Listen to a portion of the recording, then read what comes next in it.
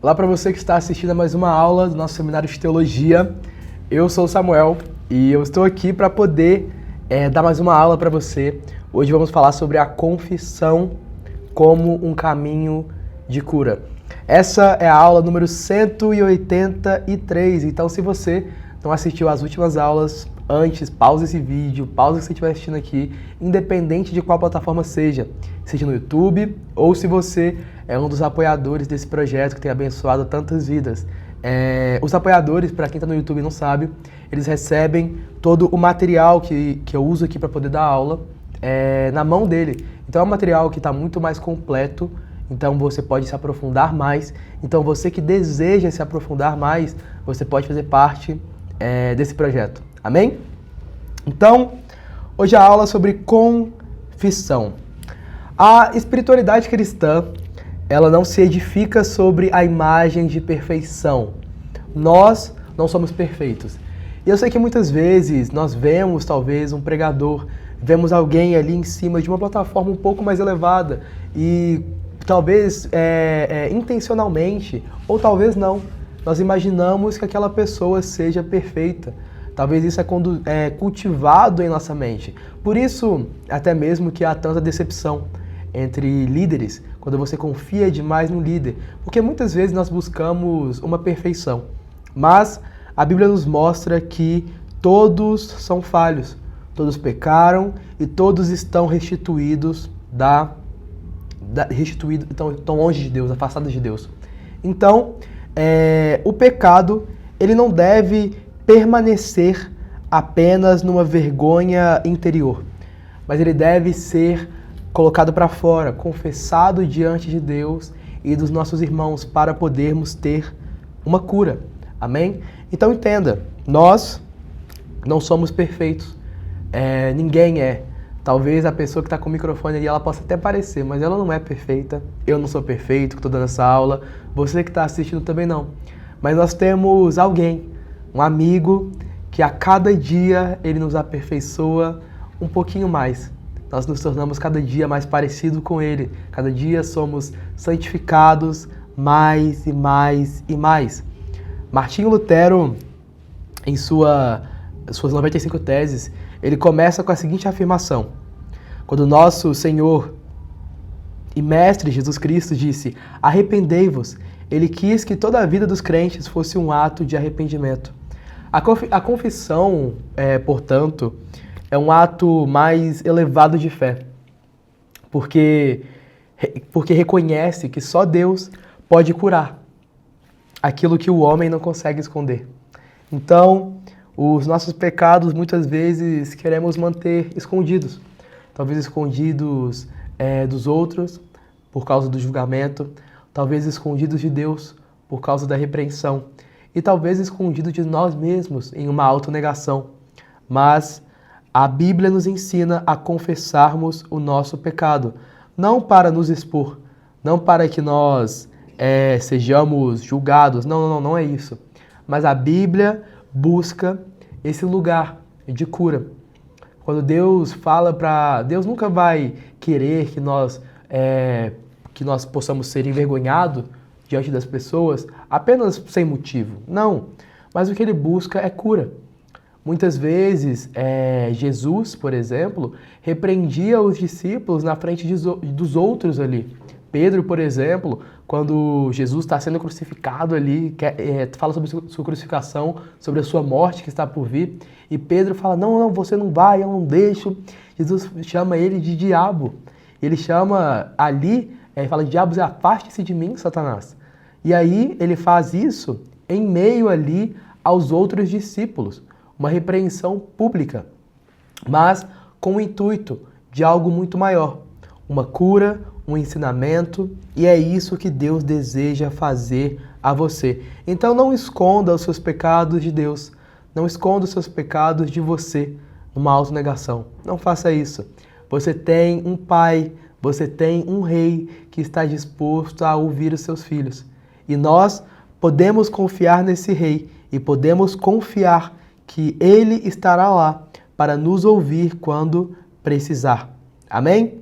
Então, antes de tudo, vale lembrar, estava quase esquecendo, Pega a sua Bíblia, pega o seu caderno, pega a sua agenda, o que for, um lápis, uma caneta, uma canetinha, mas você precisa anotar tudo que vamos falar aqui, amém? Essas aulas estão sendo incríveis, não só para vocês que estão assistindo, mas para mim, aqui do outro lado, está sendo um momento maravilhoso. O que é confissão? No coração da espiritualidade cristã está a verdade. Deus não abençoa aquilo que fingimos ser. Ele cura o que ousamos confessar. Deus não está preocupado com a sua máscara. Ele não olha para a sua máscara, não, a sua máscara religiosa. Ele olha para o seu coração. Ele conhece seus defeitos, ele conhece suas qualidades, ele conhece as suas falhas, a sua imperfeição. E ele escolheu, por vontade própria, depositar esse amor em você. Muitas vezes nós não pensamos nisso, mas o amor de Deus foi uma escolha. Eu sei que muitas vezes nós ficamos nessa, amor escolhe ou não escolhe, amor é uma escolha. A paixão talvez não. A paixão é algo químico do seu cérebro. Talvez você que é homem, vê uma mulher muito bonita passando e você se apaixona por ela. A paixão, ela é química. Então, muitas vezes vamos nos apaixonar, mas o amor é a escolha. O amor é a escolha no relacionamento de quando a paixão passa, você permanecer fiel, você permanecer amando, você permanecer com aquela pessoa até os últimos dias. Porque você não está com ela porque você é apaixonado nela. Você está com ela porque você a ama.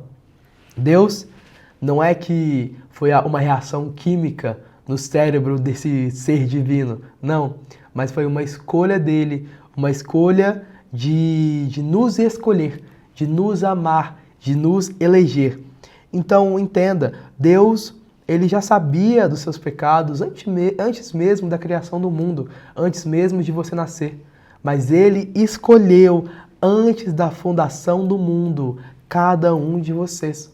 Ele escolheu você, ele escolheu te amar e depositar esse amor em você. Amém?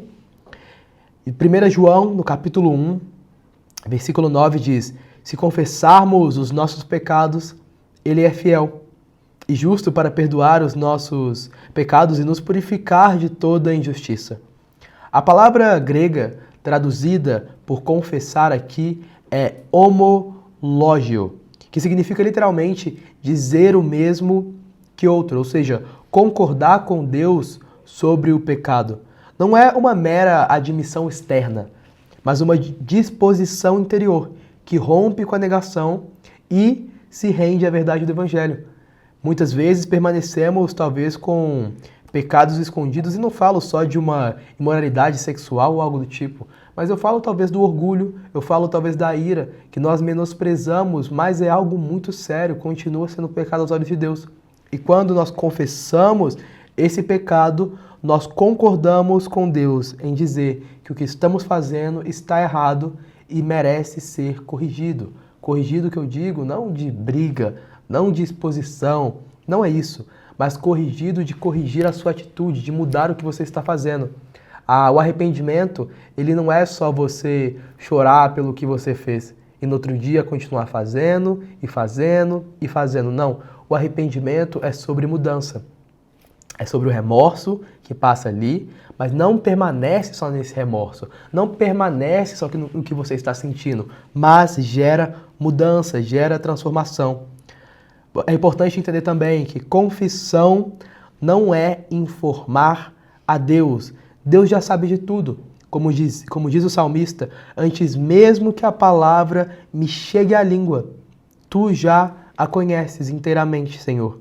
Aqui no Salmo 139, no versículo 4.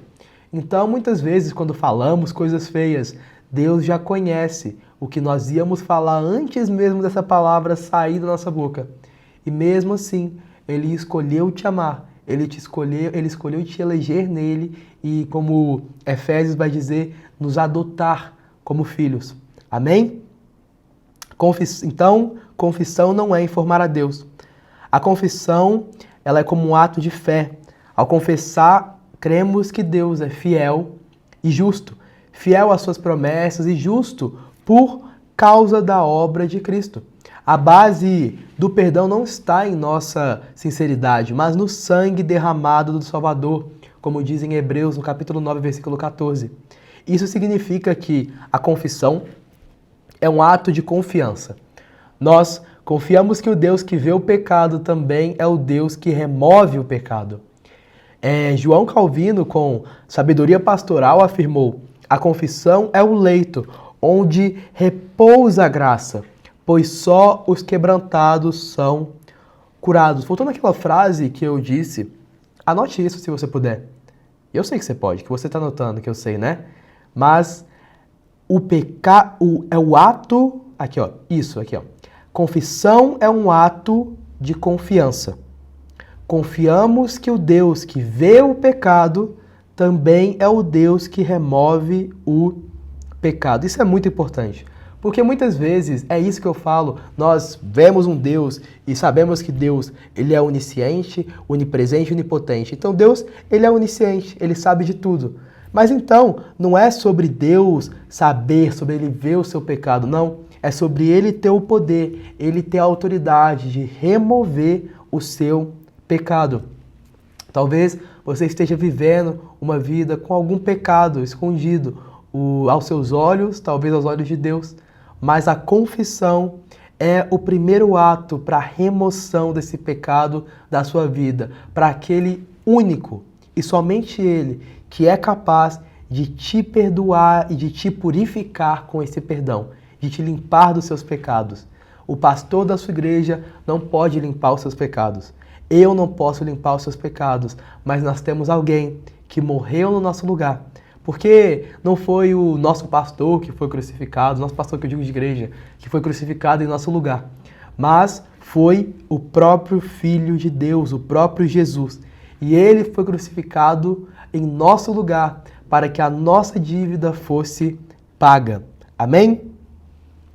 Segundo ponto da aula de hoje, confissão e arrependimento. Embora muitas vezes mencionados juntos, confissão e arrependimento não são a mesma coisa, não são sinônimos. A confissão é a admissão do pecado. O arrependimento, como eu disse, é a transformação de mente e de direção. A confissão, ela abre a porta, mas nós podemos dizer que o arrependimento atravessa aquela porta. Sem arrependimento, a confissão se torna apenas um ritual vazio, ou uma tentativa de alívio superficial. Como diz no Salmo 51, no versículo 17, o sacrifício que agrada a Deus é um espírito quebrantado, um coração quebrantado e contrito. Ó Deus, não os desprezarás. Arrependimento no coração da mensagem bíblica ali, tanto no Antigo quanto no Novo Testamento, a pregação de arrependimento está no centro da revelação de Deus. Os profetas clamavam: voltem-se para o Senhor, ali em Joel, no capítulo 2. Em Mateus 3, nós vemos, João Batista pregava: arrependam-se, pois o reino dos céus está próximo. Marcos, no capítulo 1, Jesus ecoou o mesmo chamado: arrependam-se e creiam nas boas novas. Atos 2, Pedro no Pentecostes: arrependam-se e cada um de vocês seja batizado em nome de Jesus Cristo para perdão dos seus pecados. João Calvino, ele define o arrependimento como uma verdadeira conversão de vida a Deus, procedente de um temor sincero e de um amor fervoroso a Ele, que se manifesta da mortificação da carne e no viver segundo o Espírito. Isso nos mostra que arrependimento não é o remorso só, não é só sentir-se mal, mas voltar-se com sinceridade para Deus, muito mais do que você está sentindo, mas voltar-se, consertar o seu caminho, a sua direção de volta a Deus em sinceridade. Como diz Paulo, a tristeza, segundo Deus, produz arrependimento para a salvação, e da qual não há remorso, mas a tristeza do mundo produz morte, 2 Coríntios capítulo 7, versículo 10. Confessar sem arrependimento é repetir sem transformação. Muitos cristãos confundem remorso emocional com arrependimento genuíno. Nós vivemos numa geração que busca muito essa questão emocional. E isso não falo só dentro da igreja, buscando arrepios, claro, que também passa por isso. Mas em geral, é uma geração que tem se preocupado mais com o emocional, mais com o que ela está sentindo, sabe? Do que com o que ela está fazendo ou como que ela está agindo. Eu sei que é bom chorar na presença dele, é bom se alegrar na presença dele, é bom se arrepiar na presença dele, mas e quando você estiver na presença dele e você não chorar? Será que a sua adoração é menos sincera do que no dia que você chorou? Será que no dia que você se arrepiou era mais sincero do que no dia que isso não aconteceu? Será que a presença de Deus era mais forte no dia que você derramou algumas lágrimas do que no dia que seus olhos estavam secos? Quando a nossa intimidade com Deus, quando a nossa comunhão com Ele é baseada apenas na emoção, significa que nós estamos vivendo algo raso, algo superficial.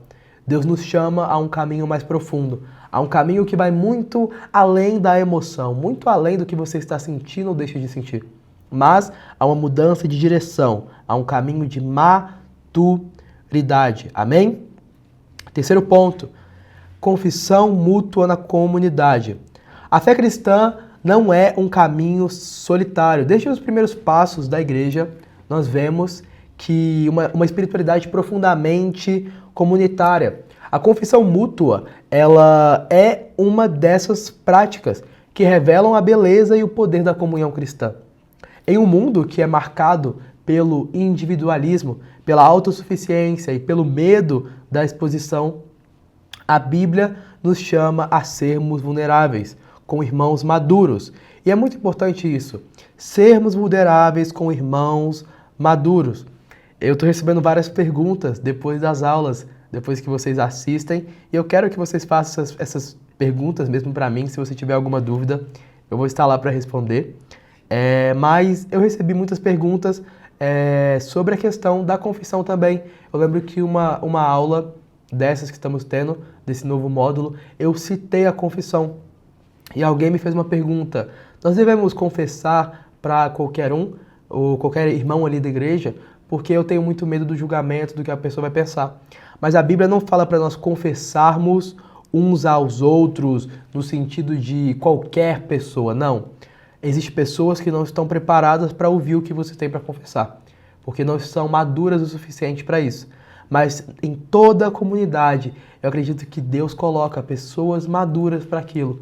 Ou no seu caminho, Deus vai colocar pessoas maduras para poder ouvir você. E não te julgar para te acusar, como o diabo faz. Mas você vai confessar e aquela pessoa te ajudará a refazer o caminho que você antes desfez ou que você se desviou. E você se aproximar de novo com Deus. Então confesse os seus pecados, você que precisa de cura. Primeiro, reconheça essa cura. Perceba na sua vida que você precisa de cura, que você precisa ser transformado. E não é como muitos livros de autoajuda dizem, que você vai olhar ali na frente do espelho e vai repetir: eu estou curado, eu estou curado, eu estou curado, e você vai ser. Não, não é isso. Mas a Bíblia nos mostra um caminho. Não é a autossuficiência, como se você mesmo fosse capaz de sozinho de curar essas feridas que o pecado deixou na sua vida. Mas o próprio Deus, Ele tem a capacidade. Confia em mim quando eu digo. A capacidade de Deus de curar, a capacidade das Escrituras aqui de mostrar o caminho da cura é muito maior do que qualquer livro de autoajuda que você vai achar, talvez num aeroporto, talvez num shopping, ali em cima de uma prateleira. Aqui nós temos um poder muito maior do que qualquer livro feito pela inspiração ou obra humana. Nós temos algo que foi escrito por homens, mas inspirado por Deus para te transformar e para te curar. Eu acredito completamente que Deus, Ele vai te curar. E você vai curar os outros naquilo que antes você foi curado. Hoje, talvez, você não veja sentido para essa dor que você sente, para esse machucado, essa ferida que você tem. Mas daqui a um tempo, quando Deus te curar e você começar a ser usado para curar outras pessoas na mesma área que antes te machucava, eu acredito que os seus olhos vão se abrir. Amém? Então aqui nós tivemos uma aula sobre confissão. A confissão, ela é importante. A Bíblia nos orienta a confessar os nossos pecados uns aos outros. Até em Provérbios, no capítulo 28, versículo 13, diz: quem esconde os seus pecados não prospera, mas quem os confessa e os abandona encontra misericórdia. O prosperar aqui, devemos entender isso, e você já deve estar ciente disso.